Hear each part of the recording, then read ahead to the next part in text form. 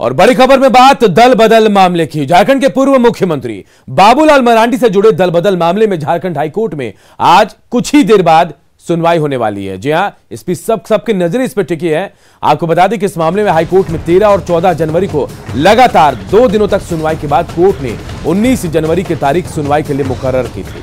पिछले सुनवाई के दौरान झारखंड विधानसभा की ओर से जाने माने वकील कपिल सिब्बल ने अपना पक्ष रखा था। वहीं बाबूलाल मरांडी की ओर से झारखंड हाईकोर्ट के सीनियर एडवोकेट आरएन साहा ने पक्ष रखा था। सुनवाई के दौरान स्पीकर की ओर से कपिल सिब्बल ने कोर्ट के समक्ष शपथ पत्र दाखिल कर स्वतः संज्ञान पर आगे कार्रवाई नहीं करने की बात कही थी। दोनों पक्षों की दलील के बाद सुनवाई के लिए कोर्ट ने अगली सुनवाई के लिए आज का दिन निर्धारित किया था।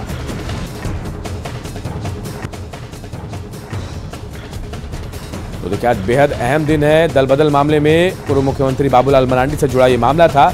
14 जनवरी को इससे पहले सुनवाई हुई थी और इसके बाद आज इस पर सुनवाई हो रही है। कोरोना वैक्सीनेशन के तीसरे दिन झारखंड में 48 वैक्सीनेशन सेंटर पर टीका दिया जा रहा है।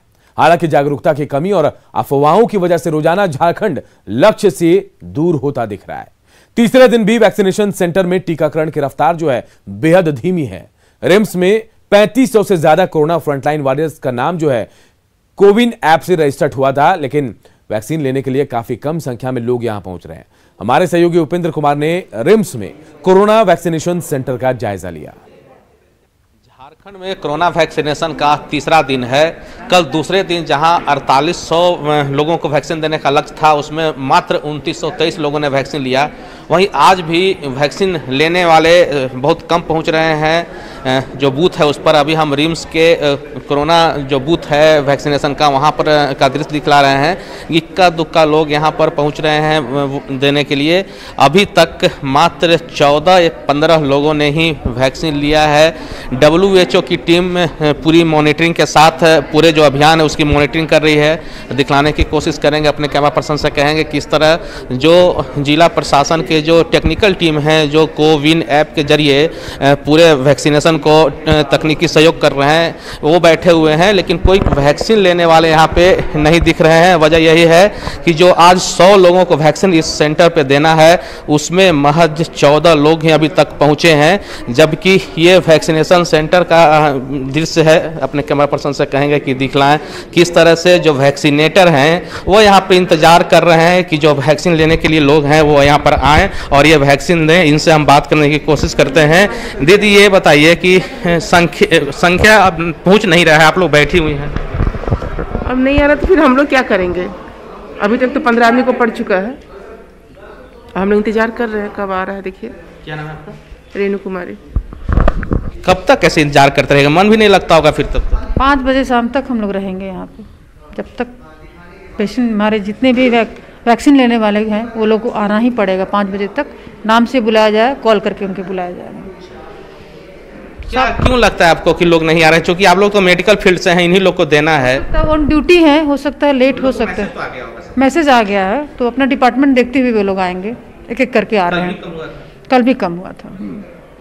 अब तो कारण हम नहीं बता सकते क्यों नहीं आ रहे हैं। रजनी कुमारी, ये रजनी जी हैं, ये दोनों वैक्सीनेटर यहाँ पे हैं। जो कोरोना वैक्सीन है वो देने का काम इनका है, लेकिन चूंकि वैक्सीन लेने वाले नहीं पहुँच रहे हैं, कहीं न कहीं जो IC कह सकते हैं या लोगों को जो एक दीदी अभी आई हैं, हम इनसे बात करते हैं। दीदी, ये बताइए, वैक्सीन लेने आई हैं जी, क्या संदेश है जो आपकी और जो सहयोगी नहीं पहुँच रहे हैं उनको क्या कहिएगा आप? नहीं, हम तो यही बोलेंगे कि टीकाकरण है, इसके लिए तो आना ही है आगे। क्या नाम है आपका? अनीता। बिल्कुल, अनीता जी वैक्सीन लेने के लिए यहाँ पर आई हैं और देखिए पेन जो इनका पहचान पत्र है वो यहाँ लेकर के पहुँची हैं और ये दूसरों को भी कह रही हैं कि जो अभी तक नहीं पहुँचे हैं वैक्सीनेशन बूथ पर वो जरूर आएँ, क्योंकि वैक्सीन से ही कोरोना पराजित होगा। कैमरामैन अमित के साथ उपेंद्र, न्यूज 18 रांची। हालांकि सरायकेला में वैक्सीनेशन की तीसरे दिन तस्वीर थोड़ी अलग दिखाई दी। यहां कोरोना वैक्सीनेशन का काम जैसे जैसे आगे बढ़ रहा है, वैसे वैसे कोरोना वैक्सीन लेने को लेकर सोच में भी परिवर्तन आ रहा है। जहां पहले लोग वैक्सीन लेने को लेकर हिचक रहे थे, कई अन्य कारणों का हवाला दे रहे थे और एनरोलमेंट के बावजूद तय तिथि पर अनुपस्थित भी रहते थे, वहीं अब लोगों का उत्साह कोरोना वैक्सीन लेने को लेकर बढ़ गया है। सरायकेला में पहले दिन के वैक्सीनेशन कार्यक्रम के दौरान कई लोग अनुपस्थित थे, लेकिन जिन लोगों ने कोरोना की वैक्सीन ली, उन्हें जब कोई परेशानी नहीं हुई तो अब लोग आगे भी आ रहे हैं। सदर अस्पताल स्थित वैक्सीनेशन सेंटर पर वैक्सीन की पर्ची लेने के लिए लोगों की भारी भीड़ जुट रही है। मैं महसूस कर रहा हूँ, हम लोग को दिया गया था। पहले भी हम कोरोना ड्यूटी किए हैं, दिन भर कोरोना ड्यूटी किए, रात भर दिन रात एक कर दिए थे। अब जो वैक्सीन आई इससे हमको अच्छा महसूस हो रहा है। हम चाहेंगे पब्लिक को भी जो भी है आराम से सारा को वैक्सीन ले, कोई घर में और घबराने की जरूरत नहीं। जो नया फर्स्ट सेशन किया उसमें पाया कि थोड़ा सा लोगों में हिचक थी, लेकिन अब जो है वो स्वेच्छा से लोग सामने आ रहे हैं और वैक्सीनेशन के लिए तैयार हो रहे हैं और वैक्सीन लेके जा रहे हैं। आज बहुत से लोगों से हम लोगों ने भी इंटरेक्शन किया तो वो बड़े खुश हैं और उनके साथ जितने भी लोग आए थे या जो लोग इसमें संपर्क कर रहे हैं वो लोग भी बहुत खुश हैं। झारखंड में कोरोना सैंपल की जांच को 5 मिलियन यानी 50 लाख से ऊपर पहुंचाने में अहम भूमिका निभाने वाले लैब टेक्नीशियन हकदार तो पुरस्कार के थे, लेकिन सम्मान और पुरस्कार तो दूर, 4 महीने से उन्हें वेतन तक नहीं मिला है। स्थिति यह है कि अब किसी को उसका मकान मालिक घर खाली करने को कह रहा है तो किसी को उधारी पर अब राशन देने के लिए दुकानदार भी तैयार नहीं है।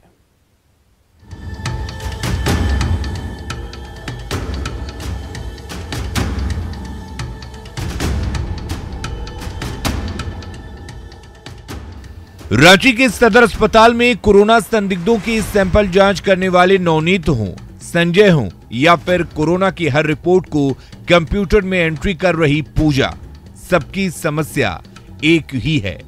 कोरोना काल में दिन रात काम करने के बावजूद सैलरी का नहीं मिलना। पूजा कहती हैं कि भाई के इलाज के लिए कर्ज लिया था, लेकिन अब समय से सैलरी ही नहीं मिलती, तो क्या किया जा सकता है। तरह की परेशानी का सामना करना पड़ रहा है। जैसे हम लोग को जो कोरोना काल में हम लोग को मतलब बहुत सारा से घर का, जैसे हम लोग यहाँ जो रेंट में लेके रह रहे हैं तो हम लोग को कोई भी चीज़ का परेशानी, जैसे घर का रेंट देना हो तो हम लोग को उसके लिए परेशानी लेना पड़ रहा है। भूखमरी का हालत आ गया हम लोगों का। 4 महीना का सैलरी अभी तक नहीं मिला हुआ है। इसके चलते क्या हो रहा है ना, हम लोग किसी से कर्जा ले करके अपना संसार, अपना फैमिली को चला रहे हैं किसी भी हालत से। हम कान का मशीन लेने के लिए लोन लिया गया था, उसे हमें ये भर, इसीलिए मैं भी जॉब ज्वाइन की और जॉब ज्वाइन की, लेकिन पैसा टाइम पे नहीं मिल पाने के कारण बहुत प्रॉब्लम हो रहा है। जब कोरोना चरम पर था और जांच काफी कम, तो कोरोना का चक्र तोड़ने के लिए इन lab technicians, data entry operators को बहाल किया गया था। परिवार और गृहस्थी की गाड़ी चलाने का दबाव ही था। जब हर कोई लैब की नौकरी से मुंह मोड़ रहा था, तब इन्होंने अपनी सेवा दी। अब जब वेतन नहीं मिल रहा है तो न्यूज 18 ने इस सवाल को हुक्मरान तक उठाया, तो कैमरे के सामने उन्होंने भरोसा दिलाया कि 2 से 3 दिन में सभी को सैलरी दे दी जाएगी। सिविल सर्जन ने माना कि मुख्यालय से राशि आने में देरी होने की वजह से ऐसा हुआ है। दुखद है सर। नहीं, हम लोग कोई पैसा मिलेगा ऐसा बात नहीं है। बीच में कुछ दिक्कत हुई थी, हम लोगों ने स्टेट में बात भी किया है और ये प्रॉब्लम हमको लगता है कि 1-2 दिन में सॉल्व हो जाएगा। झारखंड ने 5 मिलियन से ज्यादा कोरोना जांच के आंकड़े को पार किया है और राज्य में रिकवरी रेट 98% के ऊपर है। ऐसा करने में लैब टेक्नीशियंस का महत्वपूर्ण योगदान है। जरूरत है इन्हें प्रोत्साहन और इंसेंटिव दिए जाने की, लेकिन अगर ये नहीं भी दे सकते तो सैलरी समय पर दी जाए।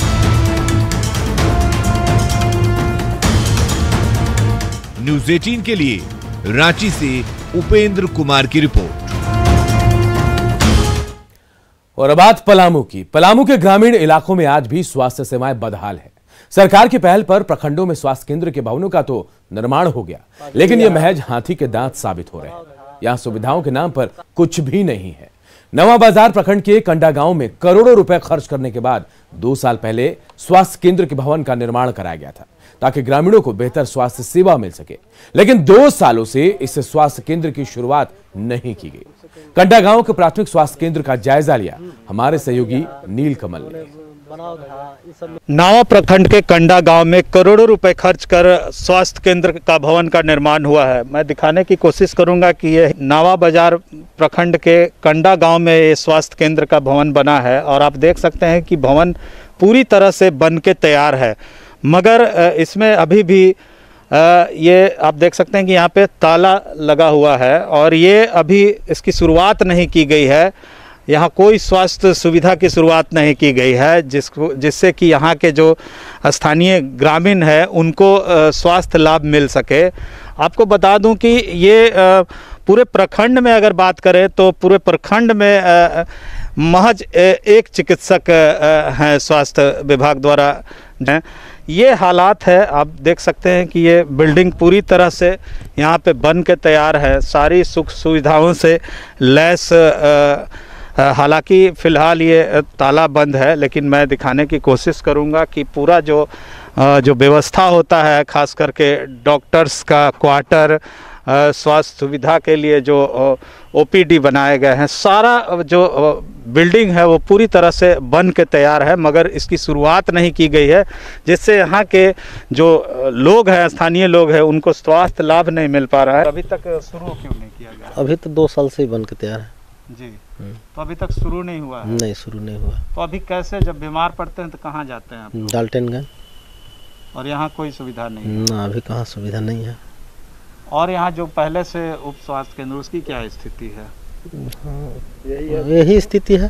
तो नाम ला तो बन गई भाई, हर जगह हॉस्पिटल बन जाता कि कलम थी भाई, और जब काम होगी तब ना, हाँ तब तो मान के चल के जब हर जगह बिल्डिंग बन गई बा, अब कोई फायदे नहीं के, तो बनना चाहे नहीं बना एक बराबर है। लेके जाते हैं यहाँ से 20-25 किलोमीटर दूर जाना पड़ता है। बहुत यहाँ का बुरी हालत है स्वास्थ्य व्यवस्था का, और यहाँ कंडा गांव बहुत बड़ा बस्ती है जो कि स्वास्थ्य के लिए बहुत मतलब उस तरह का सुविधा नहीं मिलने पाता है। यहाँ एक है भी तो बंद पड़ा रहता है। डाल्टनगंज जाना पड़ता है और यहाँ से 20-25 किलोमीटर दूर है डाल्टनगंज, जो कि बहुत दिक्कत होता है। कभी कभी रास्ते में भी बहुत बड़ा हादसा हो जाता है। लोगों को समय पर स्वास्थ्य सुविधा नहीं मिलने के कारण कई लोगों ने अब तक जान भी गंवा दी है। नीलकमल, न्यूज़ 18, पलामू।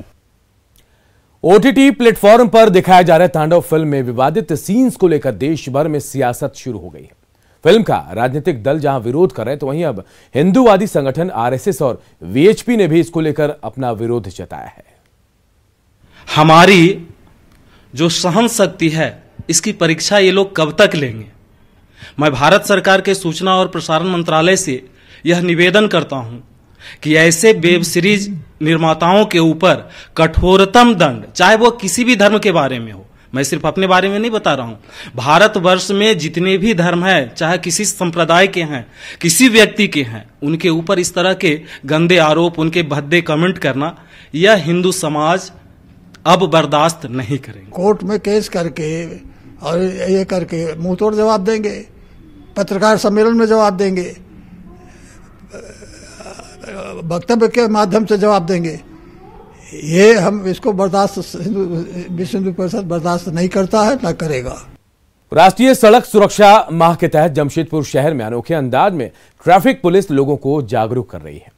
साक्षी गोलचक्कर के पास सुबह से ही ट्रैफिक डीएसपी खुद ट्रैफिक जवानों के साथ सड़क पर उतरकर गांधीगिरी कर रहे हैं। बगैर हेलमेट और बगैर मास्क के लोगों को फूल और मास्क देकर ट्रैफिक नियम पालन करने की अपील की जा रही है। आपको बता दें कि जमशेदपुर शहर में एक साल में 240 युवाओं की सड़क हादसे में मौत हो चुकी है। साक्षी गोलचक्कर का जायजा लिया हमारे सहयोगी आशीष कुमार तिवारी ने।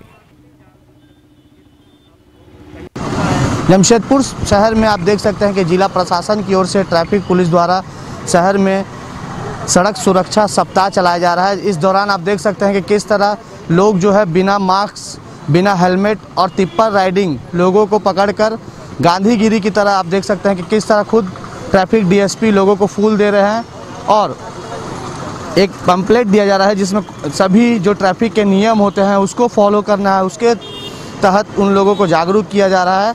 साक्षी गोलचक्कर में इस तरह का ये अभियान चलाया जा रहा है। किस तरह देख सकते हैं कि खुद ट्रैफिक डीएसपी सड़क पर उतरे हुए हैं और सड़क सुरक्षा को लेकर जो युवाओं की जान जा रही है सड़क हादसे में, उन लोगों को जागरूक किया जा रहा है। फूल दिया जा रहा है, गुलाब का फूल दिया जा रहा है और साफ तौर पर लोगों से अपील किया जा रहा है कि आप ट्रैफिक नियमों का पालन करके ही सड़कों पर निकले।